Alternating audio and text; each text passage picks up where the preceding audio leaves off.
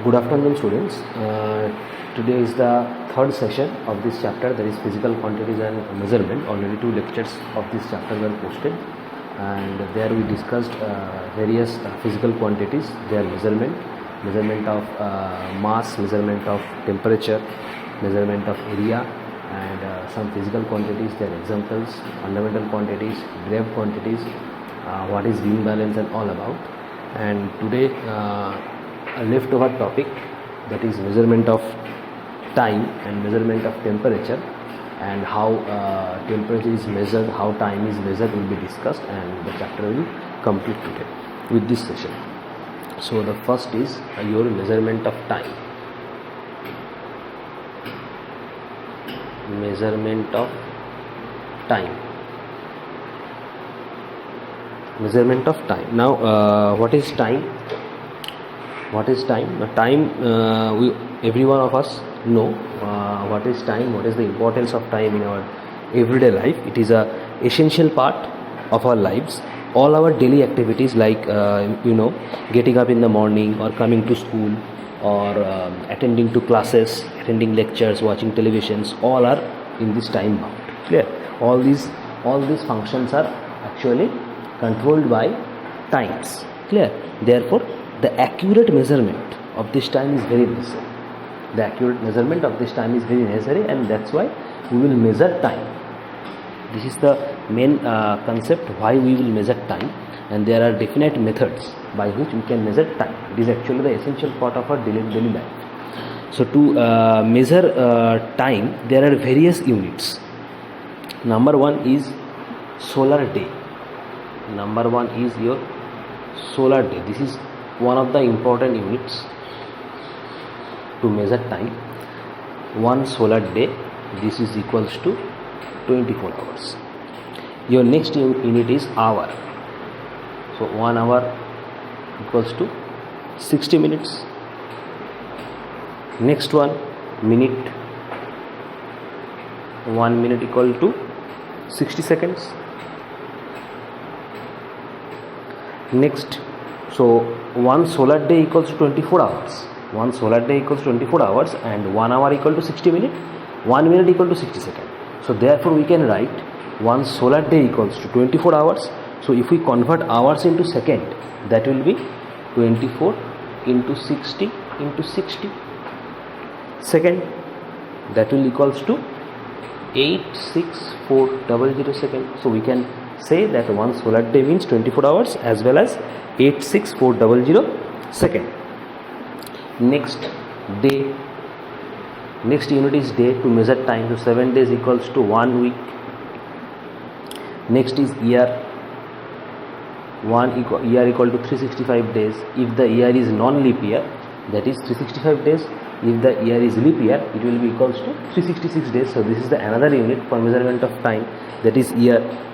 Next, decade. 1 decade. 1 decade means 10 years. Next, century. 1 century. 1 century means 10 decades. 1 century means 10 decades. Now see, 1 decade means 10 years and 1 century means 10 decades. So we can write 10 into 10 years, that will be 100 years. So we can say that 1 century is 10 decades. Also we can say 1 century is also 100 years. Next, last unit, that is millennium. 1 millennium. 1 millennium means 10 centuries. 1 millennium means 10 centuries. Now 1 century is 100 years. So 10 century means 10 into 100 years. So we can write 10 into 100 years. That will be equals to 1000 years. So we can also say that 1 millennium equals to 10 centuries, or 1 millennium equals to 1000 years. So see, these are the units of time. That is solar day, hour, minute, days, second, year, decade, century and millennium. Clear? Next instrument that we use to measure time. What are the different instruments that we use to measure time? So the first instrument very common instrument we use. Next instrument. So number one is very common instrument, that is watch. Every one of us uses this watch. First instrument, very common instrument, it is watch. A normal watch, you can say wristwatch or a wall clock. This is watch. A watch has also the same watch has also the markings on its dial as in a clock. Like clock, it has dial and numbers written on the clock, like 1 2 3 4, like this. So watches also has the same markings on the dial and numbers, and it is also read in the same way like we read clock. Clear? There are three points. One is hour point, one is second point, and one is minute point. That we say one is hour hand, one is minute hand, and one is second hand. The difference between the two is that in case of a watch, the hour, minute, and seconds arm are set in motion by a wound up spring which controls their speed. This is the main difference between the watch and clock. Listen carefully. The difference between the two, that is the difference between the watch and clock, is that in case a watch, the hour, minute, and seconds arm are set in motion by a wound up spring which controls their speed. The two type of watches, that is, one is clock and the another one is normal watch. One is clock and the another one is normal watch that we use in the used in our arms. That is, one is clock and one is wristwatch. More precisely, wristwatch. These two type of watches are also known as analog watches. Analog watches. ANALOGUE. Analog watches. So watch is an important instrument by which we can measure time. Clear? This is most simplest instrument for measurement of time. Number two is stopwatch. Number two is stopwatch or stop clock. Stopwatch or stop clock. Now stop clock and stopwatch are used in the laboratories and sports to measure interval of time. These two are mainly used in the laboratories and sports. For example, sports event or running event, to measure the short interval of time.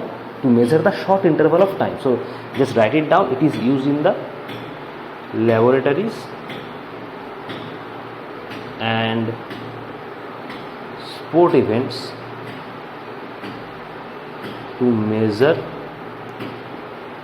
the short interval of time. Used in laboratories and sports event to measure the short interval of time. This stopwatch and stop clock are used there for making measurement as small as, suppose, 0.01 second. You want to take the measurement of 0.01 second. It's a very small measurement. Clear? There are electronic stopwatches and stop clocks. That means this is used for very small measurement. These two instruments, that is stopwatch and stop clock, these are used for measurement of very small measurement, as small as 0.01 second. Suppose you want to measure 0.01 second. This is a very small measurement. So we will use stopwatch and stop clock. This small measurement cannot be measured by watch. You cannot measure it by watch. Clear? It will be measured by only stopwatch and stop clock. That means it is used to measure very small amount of measurement or very small amount of time. They are mostly having a display panel that gives a digital format, like suppose mm and ss, like this. That means suppose time is 7:20, so it will be written like this. Clear? So this is this is the display of stopwatch and stop clock. The display of the stopwatch and stop clock looks like minute and second. It will be in this format. It has no hour hand, no minute hand, no second hand like watch. Clear? So this is the stopwatch and stop clock. It is used in the time bound activities. Time bound activities means suppose a sporting events, suppose in a debate competition, suppose in a school college competition, and many others. There the stopwatch and stop clocks are used. Clear? So this is stopwatch and stop clock. This is the second instrument to measure time. Number 3 instrument is pendulum clock. Number 3 instrument is your pendulum clock. Now pendulum clock, it looks like this.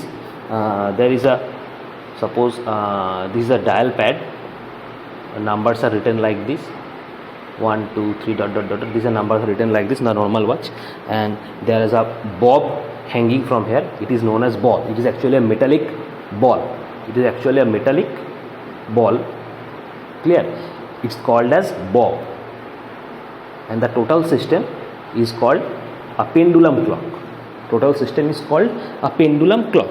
Now a pendulum clock works on the principle of simple pendulum and uses the swinging pendulum as its time keeping element. Swinging pendulum means this is the swinging pendulum. This long portion is called the swinging pendulum, and the total system is known as pendulum clock, and it works on the principle of simple pendulum. Just know it by name that it works on the principle of simple pendulum. This question can be asked in your exam, that how pendulum clock works, or what is the principle of working behind pendulum clock. The principle of working is simple pendulum. The principle of working is actually simple pendulum. Clear? Now the time taken by the pendulum to go from one extreme to the other is equal to 1 second. The time taken by the pendulum to go from one extreme to the other is equal to 1 second. Now this pendulum clock, it moves like this. It moves like this. It moves like this. This portion or this movement. That means it goes here and then comes again this position and then goes here. That means this position. In this way the pendulum clock moves. In this way it goes from left and then come again and then goes to right. Again it comes to in mean position, that is middle position, and then goes to left. Then again comes in middle position and then goes to right. Like this the pendulum clock swings, or the pendulum clock moves, or more precisely the bob of the pendulum clock moves like this. Clear?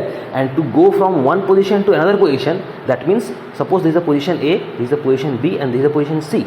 So the bob of the pendulum takes 1 second to move from B to C, and then again comes from C to B. In the same way the bobs will take 1 second to move from B to A and then again come from A to B.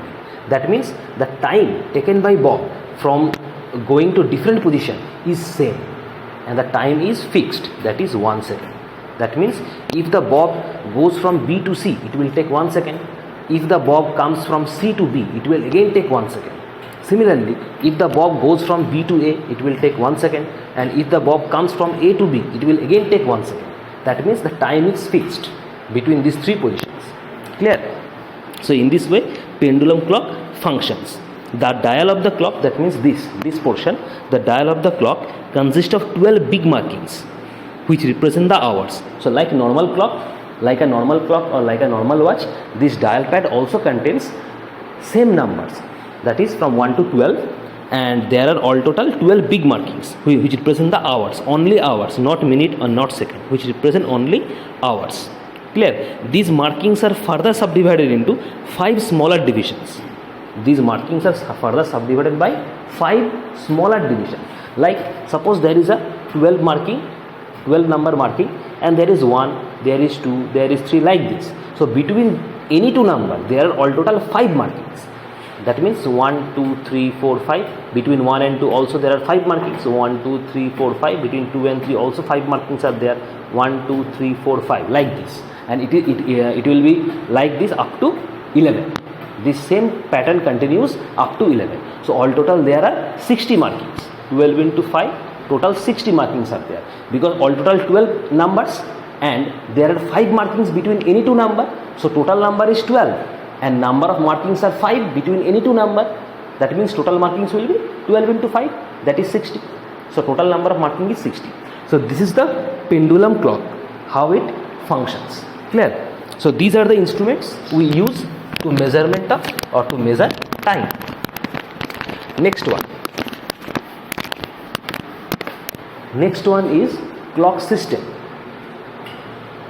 Clock system. So there are 2 clock system for measurement of time. 2 clock system are there. One is 12-hour clock system and one is 24-hour clock system. So number 1 is 12-hour clock system, and number 2 is 24-hour clock system. So there are two clock system. One is 12-hour clock system and another one is 24-hour clock system. So first come to 12-hour clock system. Now in the 12-hour clock system, 24 hours are divided into two periods. Listen carefully. In the 12-hour clock system, 24 hours of a day are divided into two periods of 12 hours, numbered from 1 to 12. That means time period from midnight to moon. Time period from midnight to moon is represented by AM. Is represented by AM. Time period from midnight to moon. From midnight to noon. Midnight means 12 a.m. in night and noon means 12 p.m. in noon. That is from midnight to noon. It is represented by AM. The full form of AM is anti-meridian. Anti-meridian. So from midnight to noon it is represented by AM, that is anti-meridian, and from noon to midnight it is represented by PM. So from noon to midnight it is represented by PM. PM means post meridian. Post meridian. So in 12-hour clock system, 24 hours of a day is divided into two periods of 12. It is divided into two periods of 12 hours. That means total 24 hours. It is divided into 12 hours plus 12 hours. Total 24 hours is divided by 12 hours plus 12 hours. So first 12 hours is from midnight to noon, that is represented by AM, and the second 12 hour is represented by from noon to midnight, that is represented by PM, that is post meridian. Clear? Suppose for example in 12-hour clock system, suppose 6:15 AM. Suppose you want to represent 6:15 AM. This is in 12-hour clock system. Suppose you want to represent 6:15 AM. 6:15 AM. So you will represent 6:15 AM in the morning. How can we represent? This 6:15 AM means it is represented by 6:15 AM in the morning. It is in morning because it is represented as AM, and AM means from midnight to noon. AM means from midnight to noon. That means 6:15 AM means 6:15 in the morning. But if you represent 6:15 PM, suppose you represent 6:15 PM, it means 6:15 in the evening, because PM means from noon to midnight. That means this time zone is in between from noon to midnight. So if you say 6:15 PM, it means you are telling time from noon to midnight. That means it is represented in the evening time. So you will say 6:15 PM means 6:15 in the evening. Like this. This is the 12-hour clock system. Now 24 hours. 24-hour clock system. 24-hour clock system, a day, in this 24-hour clock system, a day is divided into 24 hours. Day is divided into 24 hours. So recall, in 12-hour clock system, the day is divided into two parts, 12 hours plus 12 hours. But in case of 24-hour clock system, a day is divided into 24 hours. Day is divided into 24 hours numbered from 0 to 23. It is divided into, a day is divided into 24 hours numbering from 0 to 23. Numbering from 0 to 23. In this system, it indicates, in this system, time actually indicates the hours and minutes that have passed since midnight. For example, suppose a day begins from 00 hours in this 24-hour clock system. Day begins from 00 hours. A day begins from 00 hours from this 24-hour clock system. That means midnight and ends in 24 hours. That means in 24-hour clock system, a day starts from, or a day begins from 0000 hours and ends in 24 hours. Day starts from 00 hours, that is, it means midnight, and ends in 24 hours. That means it is equal to 00 hours of midnight. This is equals to 00 hours in midnight. In 24-hour day system or 24-hour clock system, a time starts from 0000 hours, that is midnight, and ends in 2400 hours, that is also equals to 00 hours. Clear? Suppose for example you want to represent 0415 hours in 24-hour clock system. Listen very carefully. If you see AM or PM, If you see anywhere AM and PM, that means you are saying the time in 12-hour clock system, because only 12-hour clock system there is AM and PM. In 24-hour clock system there is no AM, no PM. Clear? So the time, suppose you want to represent 415 hours. You want to represent 415 hours. Clear? So 415 means, if you want to say in 12-hour clock system, it is represented by 0415 AM. That means in the morning. But in the 24-hour clock system, it represents, just add 12 hours to both of these. To represent 24-hour clock system, just add 12 hours to both of these. That means 12 plus 4, 16. So 15 hours. This is your 24-hour clock system. That means 415 hours or 415 AM, it is in the 12-hour clock system. And the same time, if you want to represent in 24-hour clock system, it will be 15 hours. That means you have to just add 12 hours to 24. You have to just add 12 hours to 12-hour clock system to represent the time in 24-hour clock system. So we have just add 12 hours. So the time is 15 hours. It is your 24-hour clock system. Clear? Because the 24-hour clock system already clears. That is, in 24-hour clock system the number will be 0 to 23. So it will be 0 to 23. So this is the 24-hour clock system. This system is more commonly used, that is 24-hour clock system is more commonly used in transportation service. Transportation service means for the operation of trains or operation of flight, to confuse the time between passengers. So it is more commonly used in our country than 12-hour clock system. So these are the clock system, that is 12 hours and 24 hours. So this is all about measurement of time.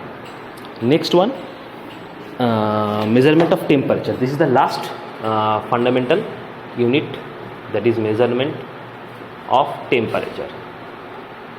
Measurement of temperature. Now what is temperature? If your question is asked like this, what is temperature? It is the measurement of degree of hotness or coldness in a body. It is the measurement of or measure of degree of hotness or coldness in the body. Now suppose when we touch an object, we feel its hotness or coldness with respect to the warmth of our body. Our body has a fixed temperature. Every one of us have a fixed temperature in our body. But when we touch any object, we feel the hotness or coldness of the object with respect to our body. That means with respect to the warmth of our body, with respect to the temperature of our body. An object appears hot because its temperature is more than in our body temperature. When an object will appear hot, the object will appear hot only when, if the temperature of the body is more than our body temperature, and the object will feel cooler, and we feel the object as cool when the temperature of the object will be less than the temperature of our body. So actually temperature is the measurement of degree of hotness or coldness in a body. So just write it down. What is temperature? It is the measure of degree of hotness or coldness of a body. Its SI unit is Kelvin. What is unit? Its unit is Kelvin. Unit of temperature is Kelvin. That is represented by K. It is the actually SI unit. It is SI unit of temperature is Kelvin. The other units of temperature are like degree Celsius, or we can say degree Fahrenheit, or we can say so these are two. These two are commonly asked. We need not know more unit of temperature. Only just know these two temperatures. One is degree Celsius and one is degree Fahrenheit. These are the other two unit of temperature, except Kelvin. Kelvin is the SI unit of temperature. So there are all total 3 units of temperature. One is Kelvin, one is degree Celsius, and another one is degree Fahrenheit. Now instrument. What is the instrument we use to measure temperature? The only one instrument that we used to measure temperature is thermometer. This is the instrument we use to measure temperature. The instrument is thermometer. It is represented by capital T sometimes, or normal thermometer. Clear? Next, the scientist who discovered this thermometer, the scientist is Gabriel Fahrenheit. Just recall the name. The full name is Daniel Gabriel Fahrenheit. He was a Polish-born Dutch German scientist, or more precisely physicist, and he he discovered this instrument, that is thermometer. Clear? Actually the modern thermometer, or more precisely mercury thermometer, because the mercury is used in the thermometer for measurement of temperature. So the scientist is Daniel Gabriel Fahrenheit. Just this is thermometer. So Daniel Gabriel Fahrenheit. Daniel Gabriel Fahrenheit. He is a scientist, a German Polish-born scientist. He discovered this thermometer. For example, a modern thermometer or mercury thermometer. So what is this instrument? The temperature. To measure the temperature, we use a device. It is called thermometer. To measurement of temperature, or to measure temperature, we use a device called thermometer. It is made up of a thin, long and uniform glass tube called capillary tube. This thermometer is made up of a thin, long and uniform glass tube. It is known as capillary tube. It is known as capillary tube. What is capillary tube? The capillary tube is thin, long and uniform glass tube. It is called capillary tube. It is made up of glass. Clear? And the thermometer is made up of this capillary tube. It has a bulb at one end containing a liquid, either mercury or alcohol. More precisely, mercury is used, which is used for measuring temperature. So this capillary tube has a bulb at one end, and this bulb contains either mercury or alcohol, but generally it contains mercury, and mercury is used for measurement of temperature. Clear? What is the principle of the thermometer? Now the thermometer works actually on the principle of heat energy. The thermometer works on the principle of heat energy that causes expansion in solids, liquids and gases. So we know there are three states of matter. One is solid, one is liquid and one is gases. So the thermometer actually works on the principle of heat energy, which actually causes the expansion in solid, liquid and gases. Now when heat is supplied to solid, liquid or gases, there is expansion, and the thermometer works on this principle. Thermometer works on the principle of heat energy that causes expansion in solid, liquid and gases. On coming in contact with the hot body, mercury in the thermometer expands. If the thermometer is given to a hot body, or it is in contact with a hot body, the liquid, that is mercury, that is in the thermometer, it expands. Mercury expands and it moves up in the capillary tube. Clear? So the thermometer looks like this. Suppose this is a thermometer. This is a thermometer. It has a bulb over here, and the bulb contains mercury. Clear? There are markings 1, 2, 3, 4 like this. Now whenever this thermometer is taken to a hot body, the mercury in the thermometer, there is the liquid, it goes up. Clear? It goes up. So the up movement of mercury means you have given the thermometer in contact with the hot body. So whenever the thermometer is in contact with the hot body, the mercury in the thermometer expands and moves up in the capillary tube. So this is the capillary tube, this is the capillary tube, and it moves up in the capillary tube whenever the thermometer is in contact with the hot body. By reading the marking on the scale corresponding to the mercury level of the thermometer, we can know the temperature of the body. So there is a reading in the thermometer. This is the reading on the thermometer like this. So the mercury level, the reading of the mercury level, by reading of this mercury level, or by notice this mercury level, we can easily define the level of the temperature of the body. The marking on the thermometer are calibrated in degree Celsius or Fahrenheit. The marking on the thermometer, that means these markings are generally calibrated in using degree centigrade or sometimes degree Fahrenheit. Like in a scale or in a ruler scale, there is 1, 2, 3, 4, 5 markings, and there are the unit is here centimeter. In normal scale, the units are represented by 1, 2, 3, 4. The numbers are represented by 1, 2, 3, 4, and the units are generally centimeter. So the same wise, the thermometer scale, the reading is represented or reading is calibrated in the unit degree centigrade or Fahrenheit. So the reading of the markings on the scale of the mercury level of thermometer, we can easily measure, or we can easily know the temperature of the body. So this is the principle of thermometer, or in short, the principle is the heat energy that causes expansion in solid, liquid and gases. On this principle, the thermometer works. Now the question, one question asks exam that why mercury is used, why in thermometer mercury is used as a liquid. What is the advantage of using mercury? What is the advantage of using mercury as a fluid or as a liquid in the thermometer? So listen carefully and just note it down while I say.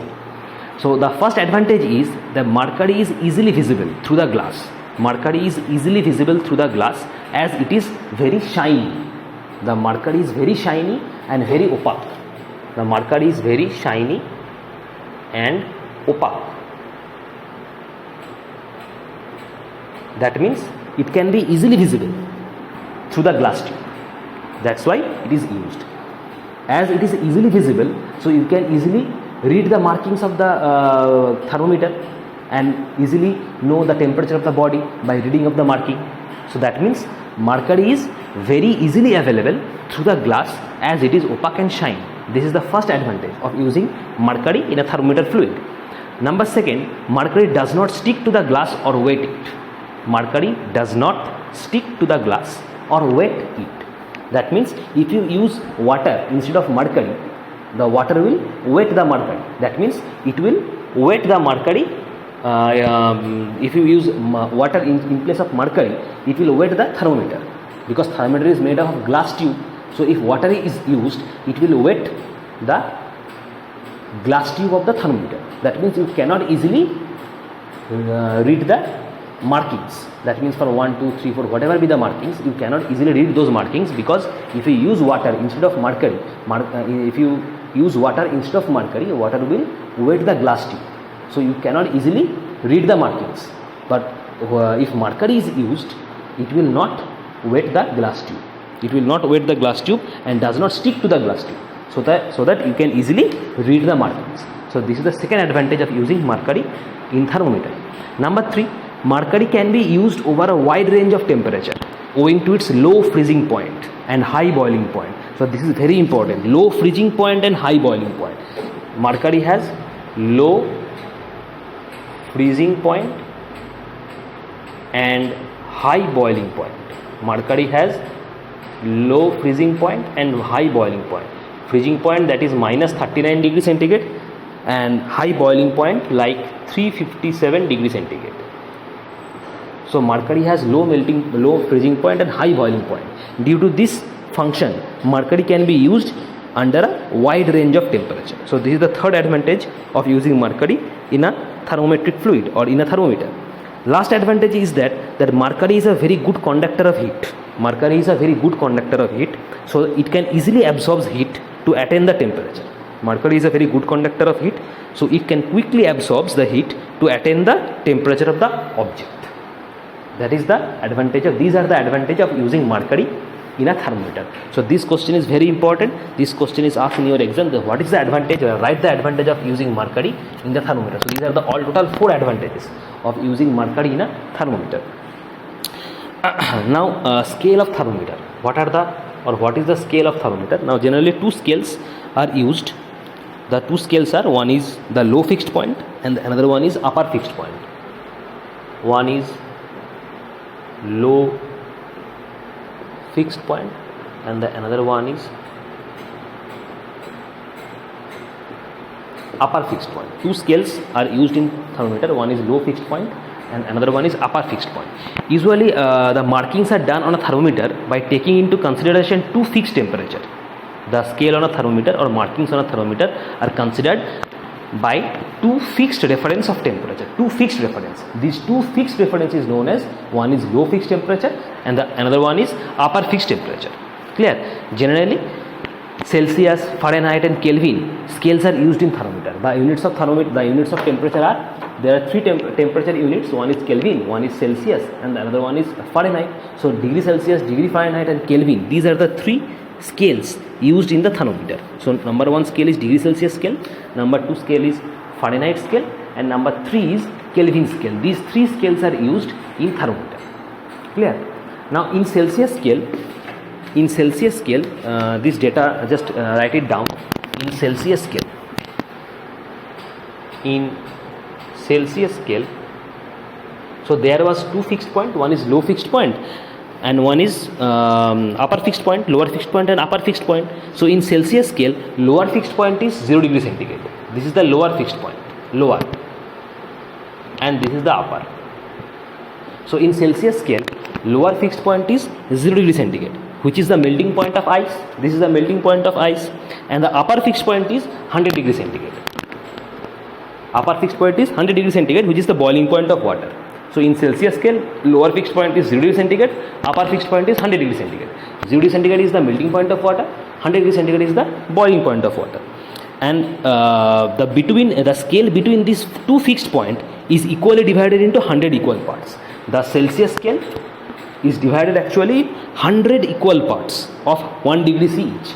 The Celsius scale is divided into 100 equal parts of 1 degree C each. It is divided into 100 equal parts. Divided into 100 equal parts of 1 degree C each. So this is the Celsius scale. Second one is Fahrenheit scale. Second one is Fahrenheit scale. Now the lower fixed point in Fahrenheit scale, the lower fixed point of Fahrenheit scale is 32 degree Fahrenheit, and the upper fixed point is 212 degree Fahrenheit. Lower fixed point is 32 degree Fahrenheit and the upper fixed point is 212 degree Fahrenheit in Fahrenheit scale. And the scale between these fixed point is divided into 180 equal parts, each equal to 1 degree Fahrenheit. So it is divided into 180 equal parts. It is divided into 180 equal parts of 1 degree Fahrenheit each. It is divided into 180 equal parts of 1 degree Fahrenheit each. This is the second scale. The third scale is Kelvin scale. The third scale is our Kelvin scale. Now Kelvin scale is actually the international standard. This Kelvin scale is actually for the international standard, and it is actually used in scientific temperature measurement. Clear?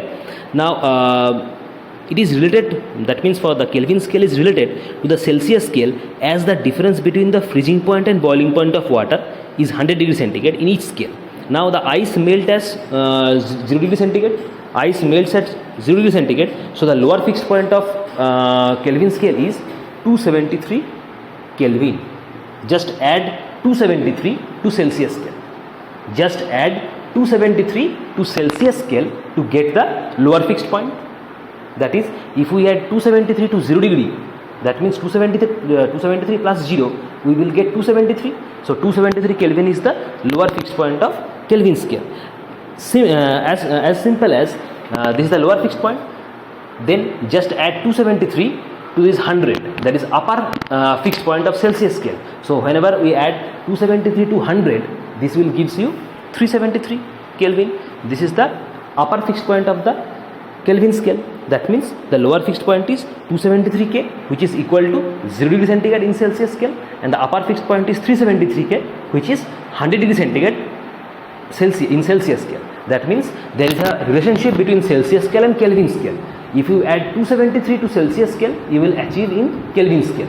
That means for lower fixed point, the Celsius scale is 0 degree centigrade. So just add 273 to 0 degree centigrade, you will have lower fixed point. And in case of upper fixed point in Celsius scale is 100 degree centigrade. So just add 273 to 100. That means it will be equal to 373 Kelvin. And this is the upper fixed point of Kelvin scale. Clear?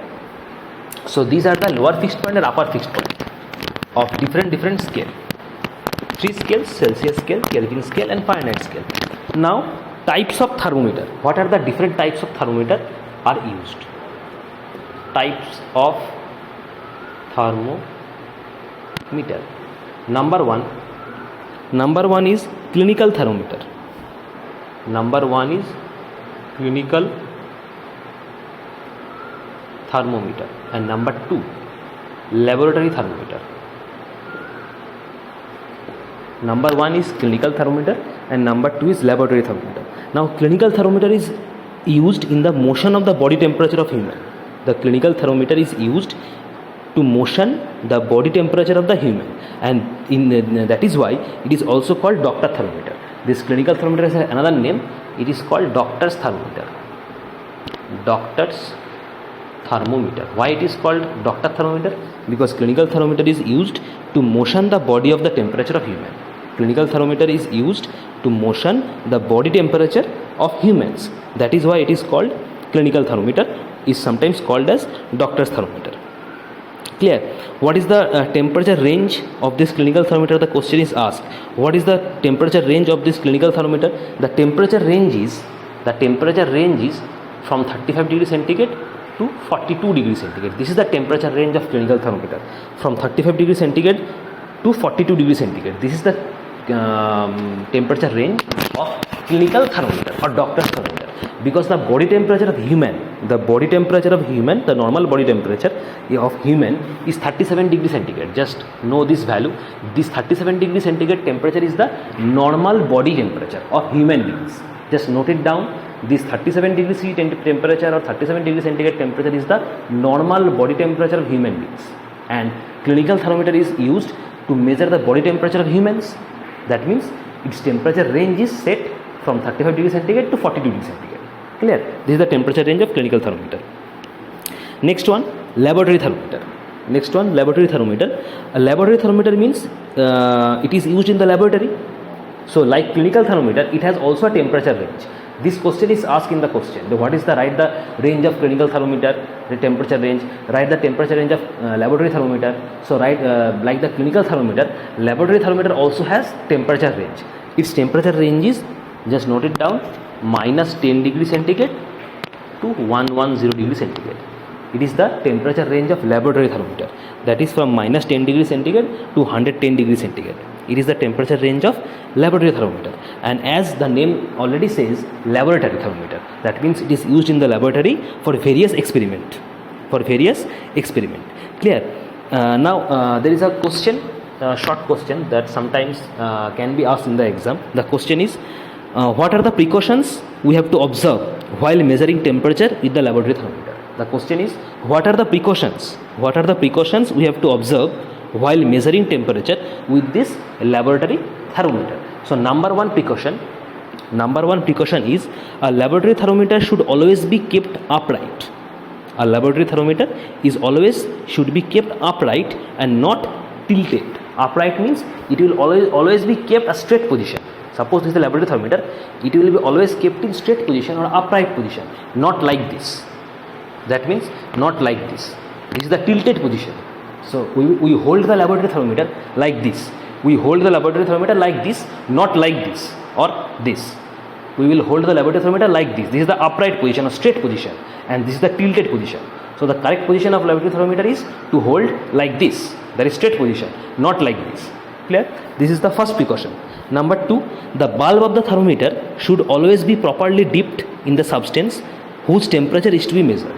So the temperature of the object, suppose you want to measure the temperature of an object. Clear? So the bulb of the thermometer should be properly dipped with the substance of whose temperature you want to measure.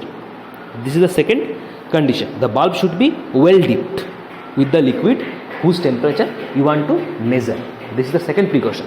Number third, the bulb should not touch the base of the or side of the container. Suppose you are taking a container. This is the container, and there is a liquid. You want to take the measurement. You want to measure the temperature of this liquid. What you will do? You will do just dip the laboratory thermometer in this liquid, and while dipping this laboratory thermometer, just keep in mind the thermometer should not touch the base of the container. This is the base of the container. We will not touch the base of the container with the thermometer. That means we will not place thermometer like this. This is the wrong position or wrong placement of thermometer, because it actually touches the base of the container. So this is the wrong position. We will place like this. That means there is some gap between the base of the container and the thermometer. So we will not touch the base of the thermometer, also the side of the container while dipping the thermometer. So these are the three precautions we need to observe or we need to take while measuring temperature from this laboratory thermometer. Clear? So these are the types of thermometer, and this is the measurement of temperature, how we can measure temperature using thermometer. So that's all. the chapter is complete. We have covered all these topics: measurement of masses, measurement of area, measurement of time, different instruments, how these instruments works, their principle, what are the units, and all this. Just see the 3 lectures that I have given, and the chapter is complete. Clear? Thank you.